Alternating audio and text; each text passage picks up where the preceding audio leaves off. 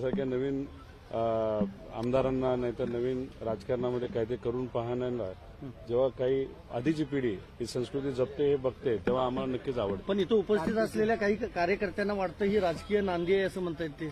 अरे बघा, नेते काय करतात, कसं करतात, कधी कधी फक्त आज जाऊन आपल्याला वाढदिवसाच्या शुभेच्छा असं म्हणून बाहेर आलं तरी बाहेर चर्चा चालू होते. तर चर्चेला काय करायचं, त्याच्यापेक्षा आज इथं भेटणं आणि वाढदिवसानिमित्त शुभेच्छा देणं हे जास्त महत्वाचं आणि त्याच्याकडे जास्त लक्ष देण्याची जरूरत आहे. प्रफुल्ल पटेल हे देखील भेटीमध्ये होते. कुटुंबीय सोडून हे तिघही नेते उपस्थित होते. चांगली गोष्ट आहे ना. मी आता शेवटी इलेक्शनच्या काळामध्ये कुणी बरंच काही बोलून जातं. इलेक्शनच्या काळामध्ये बऱ्याच काही अलिगेशन तिथे होतात. पण आज वाढदिवसानिमित्त ते सुद्धा 85वा वाढदिवस आहे आणि त्यानिमित्ताने इथं सगळे येऊन शुभेच्छा देत असतील तर मला असं वाटतं पत्रकार म्हणून तुम्ही सगळ्यांनी पण शुभेच्छा दिल्या असतील तर तुम्ही सुद्धा पॉझिटिव्ह आणि निगेटिव्ह दोन्ही बातम्या देऊन शुभेच्छा देतात. ते चांगली गोष्ट आहे. राजकारण सध्या पाहायला मिळालं, आरोप प्रत्यारोप पाहायला मिळाले, ते कमी होईल हे सगळं पाहायला. माझं एकच म्हणणं आहे, विकासाचं राजकारण असावं, कटुता नसावी. कटुतेमुळे फक्त टीका होत असते, त्यात कोणाचं भलं होत नसतं. आज असं सकारात्मक राजकारण बघायला मिळतंय ते आमच्यासारख्यासाठी अतिशय चांगली गोष्ट आहे.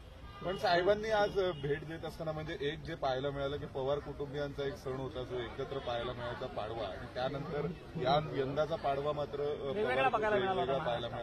नंतर आज वाढदिवसानिमित्त भेट झाली आहे तर या सगळ्याकडे कसं पाहतो? वाढदिवसानिमित्त पूर्वीचा जे काही काळ होता ज्याच्यामध्ये आम्ही सर्वजण कुटुंब म्हणून राजकीय लोक नाही म्हणून पण कुटुंबीय म्हणून आम्ही जे भेटत होतो ती खऱ्या अर्थाने कुटुंब म्हणून चांगली गोष्ट होती.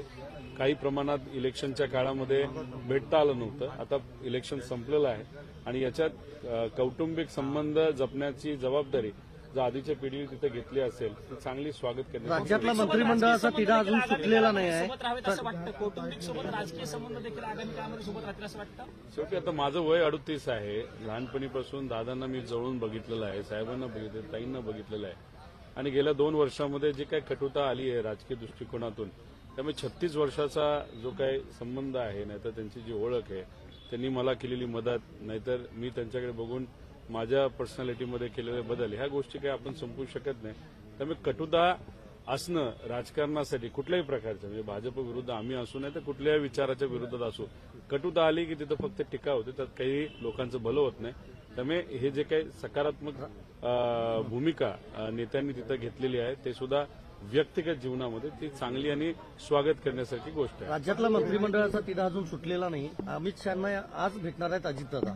आता दिल्लीमध्ये निर्णय घेतले जातात सर्वच नेते. काल असं कळालं की फडणवीस साहेब सुद्धा होते. एकनाथ शिंदे साहेब मात्र महाराष्ट्र काही सोडताना आपल्याला दिसत नाहीत. पण दादा आणि देवेंद्र फडणवीस साहेब प्रयत्न करत आहेत कुठेतरी महाराष्ट्राला मंत्रिपद तिथं मिळावं आणि लोकांच्या हिताचे निर्णय तिथे घ्यावेत.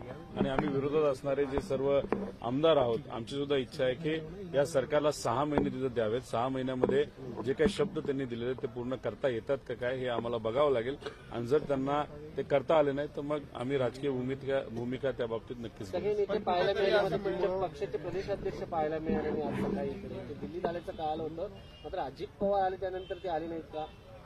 साहेबांनी काहीतरी जबाबदारी दिली असावी नाही तर त्यांनी स्वतः पक्षाची काहीतरी कुठली तरी जबाबदारी आहेच आणि त्या बाबतीत ते कुठेतरी बिझी असतील तर मग बिझी असल्याशिवाय ते येणार नाहीत असं मला वाटतं. बिझी नक्कीच असतील कुठे ना कुठेतरी. आता सकाळी नाही आलं. आता मी सकाळी खरं तर यायला पाहिजे होतो पण विमान उशिरा झालं त्यामुळे थोडंसं उशिरा पोहोचलो.